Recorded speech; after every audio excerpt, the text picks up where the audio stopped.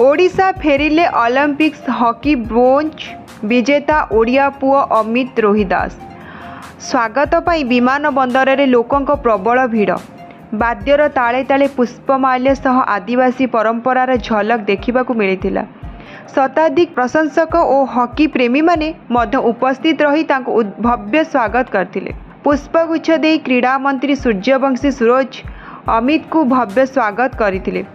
विमान बंदर रे एकाम्बर विधायक बाबू सिंह मध्य उपस्थित थिले। अमित प्रतिक्रिया रे कहिसेंती जे बहु संख्या प्यान स्वागत पाई आसीथिबा देखि खुशी लागुछि।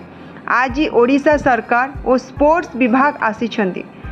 ब्याक ब्याक ब्रोंज मेडाल जीतिछु। देश पाई एवं राज्य पाई बहुत खुशीर कथा। मुख्यमंत्री मोहन चरण माझी को धन्यवाद।